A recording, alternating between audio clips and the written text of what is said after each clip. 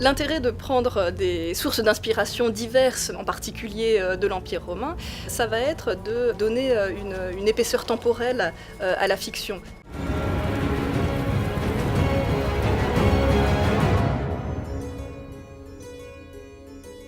Alors, bien sûr, il y a plusieurs types d'inspiration. Le premier type, c'est une inspiration tout à fait directe et assumée par George Martin. Il en a parlé, il l'a écrit. C'est le mur, The Wall, qui sépare la civilisation de la barbarie, l'humanité du reste du monde. Et son inspiration, il l'a trouvée directement sur le mur d'Adrien, donc ce mur qui sépare l'Angleterre de l'Écosse aujourd'hui, dont il reste un vestige archéologique important.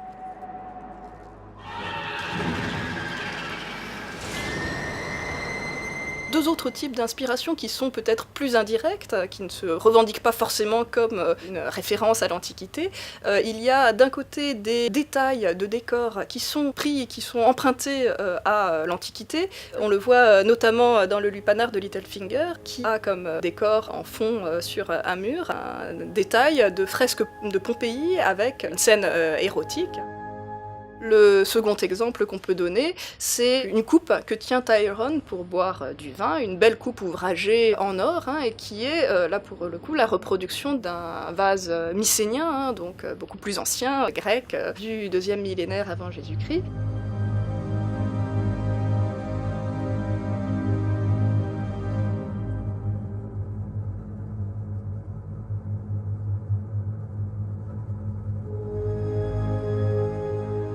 Donc le deuxième type d'inspiration, ça va être sur les caractères et les personnages.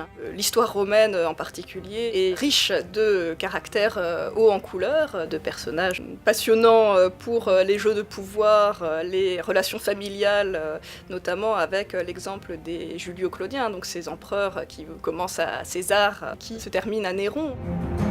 C'est tout à fait frappant d'un point de vue iconographique avec le personnage de Geoffrey Baratheon, semblable à un portrait de Caligula, de l'empereur Caligula, qui est le stéréotype parfait du tyran avec tous ses défauts, tous ses écarts. Les descriptions que l'on a par Suétone, par des historiens de l'Antiquité, en font un jeune homme qui ne sait pas quoi faire de son pouvoir et qui profite de tous les abus de son pouvoir, les abus aussi bien politiques, sexuels, de tous ordres.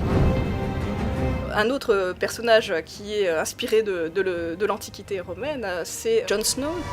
Un beau mixte entre César et Jésus. Le côté césarien se voit en particulier dans son assassinat. Le côté Jésus, effectivement, avec sa mort et sa...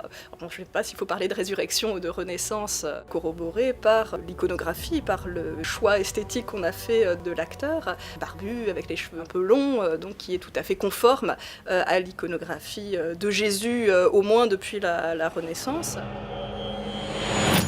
Le personnage de Daenerys est inspiré d'un personnage de l'Antiquité qui est décrit par un auteur, Cassius Dion. C'est le personnage de Boudica. Donc Boudica, c'est une reine bretonne qui s'est levée contre la domination romaine au 1er siècle après Jésus-Christ. Elle était grande, terrible à voir, et dotée d'une voix puissante. Des cheveux blonds flamboyants lui tombaient jusqu'aux genoux, et elle portait un torque d'or décoré, une tunique multicolore et un épais manteau retenu par une broche. Elle était armée d'une longue lance et inspirait la terreur à ceux qui l'apercevaient.